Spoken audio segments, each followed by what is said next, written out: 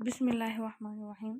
आज की वीडियो में हम पहले थ्योरम ये करेंगे कि सेट ऑफ इंटीजर्स जो इज़ एन यूक्लिडियन डोमेन, ये चीज़ हमने प्रूव करनी है।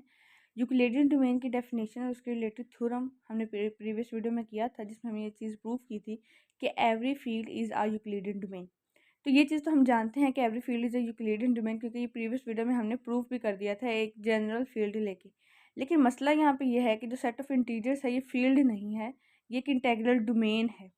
ठीक है, तो हम यहाँ पे ये देखते हैं कि जी क्या है, कि इंटेग्रल डोमेन है और इसके पास इनफाइनाइट नंबर ऑफ एलिमेंट्स है। मतलब कि हमने क्या देखना होता है, यूक्लिडियन डोमेन में एटलीस्ट 2 एलिमेंट्स एग्जिस्ट करने चाहिए। इसका मतलब है कि इसमें अगर इनफाइनाइट नंबर ऑफ एलिमेंट्स हैं, 2 से ज़्यादा हैं, तो हम प्रोसीड कर सकते हैं अपनी कंडीशंस को लेके। तो हमने मैपिंग क्या कर ली, जी एक यूक्लिडियन डोमेन है, ये चीज़ हमने प्रूव करनी थी। तो हमारे पास जो यूक्लिडियन डोमेन की होती थी डेफिनेशन, हम लिखते थे कि डेल्टा फ्रॉम डी टू जी, ये थे। अब यहाँ पे डी हमने किसको प्रूव करना है, जी, तो यानी जी से जी की तरफ मैपिंग आ जाएगी। सही है। और सेट ऑफ इंटीजर्स में आपको पॉजिटिव वैल्यूज भी मिलती हैं, नेगेटिव वैल्यूज भी मिलती हैं। तो एब्सोल्यूट वैल्यू को जो होता है आंसर, वो पॉजिटिव भी होता है और नेगेटिव भी होता है। तो मैंने लिख दिया कि पॉजिटिव तब होगा जब एक्स ग्रेटर देन 0 होगा। ऐसे ही होता है, यहाँ पे 0 होता है तो यहाँ पे पॉजिटिव वैल्यूज होती हैं, तो यहाँ पे नेगेटिव वैल्यूज होती हैं। ठीक है, तो यहाँ पे क्या हो गया हमारे पास, तो एक्स जब पॉजिटिव होता है, एक्स ग्रेटर देन 0 होगा, तो एक्स का आंसर आपको पॉजिटिव मिलेगा मैपिंग अप्लाई करने के बाद। और एक्स जब लेस देन 0 होगा तो आपको आंसर नेगेटिव मिलेगा। तो अब देखिए यहाँ पे देखिए हमारे पास उसने कहा है कि एक्स अगर नॉन जीरो है, जीरो नहीं है, तो पहली कंडीशन क्या होती है यूक्लिडियन डोमेन की, कि आपको मैपिंग हमेशा always greater than equal to 0 मिले। सही है, तो यहाँ पे आपको हमेशा पॉजिटिव आंसर मिले। तो यहाँ पे देखें कि जो मैपिंग है एक्स लेस देन पे तो नेगेटिव वैल्यू है, ग्रेटर देन पे पॉजिटिव वैल्यू है, लेकिन एब्सोल्यूट की वजह से क्या हो जाएगी, पॉजिटिव हो जाएगी। मैपिंग तो हमने ये डिफाइन की है ना।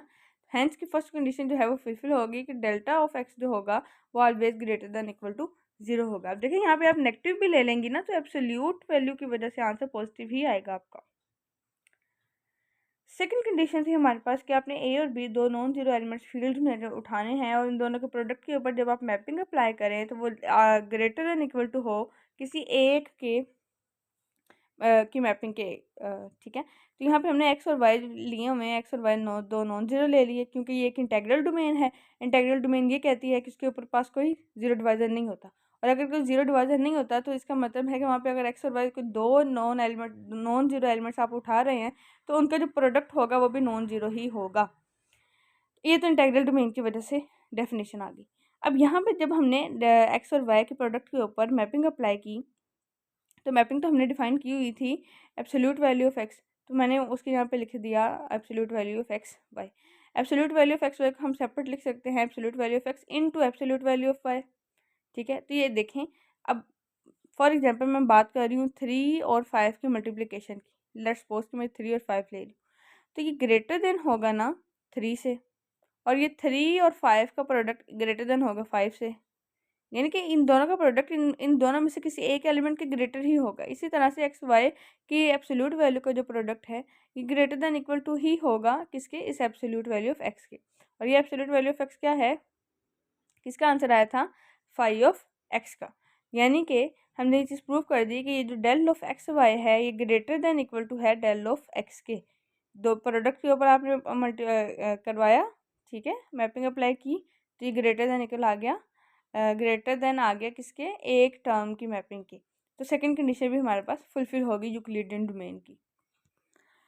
थर्ड कंडीशन में क्या हो गया कि थर्ड कंडीशन में हमने ए ले लिया सेट ऑफ इंटीजर से, बी क्योंकि नॉन जीरो लेना होता है हमने ले लिया। डिवीजन एल्गोरिथम लिखा तो A is equals to B Q plus R. R क्या है हमारे पास, रिमाइंडर है, क्यू क्वोशंट है, बी डिवाइजर है, एंड बी डिवाइडेंड है और ए डिवाइजर है। ठीक है, तो यहाँ पे इन केस ऑफ इंटीजर्स क्या होता है, क्योंकि स्ट्रिक्टली लेस देन की बात हो रही है, तो रिमाइंडर क्या होगा, ये ग्रेटर देन इक्वल टू 0 होगा। ये तो 0 होगा, ये नेगेटिव में तो आपको नहीं मिलेगा ना रिमाइंडर, ये तो 0 होगा, ये 0 से बड़ा होगा, एक चीज़। दूसरा, ये बी से छोटा होगा। क्यों छोटा होगा, देखें, जो आपके पास हमने बी लिया, ये बी क्या है, एक नॉन जीरो एलिमेंट है। ठीक है, अब आप इसी तरह से अगर आप डिवाइड कर दें, 15 को डिवाइड करें 3 से, तो आपको आंसर रिमाइंडर 0 मिलेगा। अगर आप मैं इसको डिवाइड करूँ 2 से, तो 2 7 ज़ा 14, आंसर क्या मिला, 1। तो क्या है कि ये आर क्या है, किससे लेस देन है, इस 2 से लेस देन है ना, रिमाइंडर छोटा है ना 2 से। अब देखें ये छोटा ही आएगा। रिमाइंडर तब बचता होता है जब आपके पास जो डिवाइडेंड होता है उसके टेबल में ना जा रहा हो। हमने पॉइंट तो लगाना नहीं है यहाँ पे, तो ये क्या रिमाइंडर इससे छोटा ही होगा। इसका मतलब है रिमाइंडर 0 से बड़ा है और b से छोटा है, और b किससे छोटा होता है, एब्सोल्यूट वैल्यू ऑफ b से छोटा होगा या इक्वल होगा। क्योंकि अगर आप b 5 ले रहे हैं तो आपका एब्सोल्यूट वैल्यू ऑफ 5 भी 5 ही होता है। अगर आप b -5 ले रहे हैं तो एब्सोल्यूट वैल्यू ऑफ -5 5 ही होगा, ठीक है। तो या तो वो लेस देन होगा या इक्वल टू होगा, और इसको हमने नाम दे दिया कि ये डेल ऑफ बी के। तो हैंस ये प्रूफ क्या हुआ कि ये जो डेल ऑफ आर है वो लेस देन आ गया डेल ऑफ बी के। तो यही हमारी थर्ड कंडीशन थी कि स्ट्रिक्टली लेस देन की वैल्यू जो है रिलेशन होना चाहिए रिमाइंडर आर और बी एलिमेंट की मैपिंग्स के दरमियान।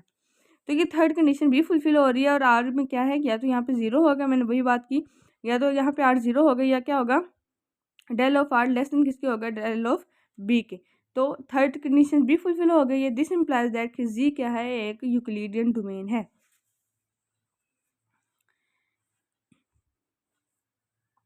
अब यहाँ पे मैं आपको एक एमसीक्यूज क्लियर करवा दूँ कि जो यहाँ पे हमने इंटीग्रल डोमेन ली थी और उसको हमने यूक्लिडियन डोमेन प्रूव किया, ठीक है। लेकिन ज़रूरी नहीं है कि हर यूक्लिडियन डोमेन ही इंटीग्रल डोमेन बन जाए, सॉरी हर इंटीग्रल डोमेन ही यूक्लिडियन डोमेन बन जाए।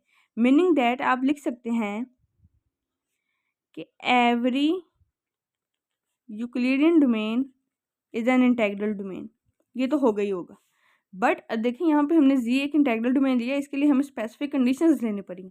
This means that every integral domain is not necessarily Euclidean domain, ठीक है। ये रिलेशन आपने याद रखना। अब इंटीग्रल डोमेन के लिहाज से कुछ नोट है वो देख लीजिए कि set of integers of iota term, iota वाली जो है ना इंटीग्रल यूक्लिडियन डोमेन के थ्योरम, वो भी हम नेक्स्ट वीडियो में करेंगे। ये एक इंटीग्रल डोमेन है, ठीक है।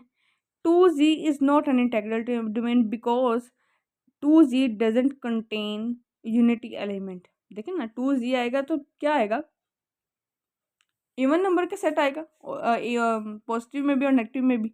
तो आइडेंटिटी तो होगी नहीं वहाँ पे, 1 तो होगा ही नहीं, ठीक है।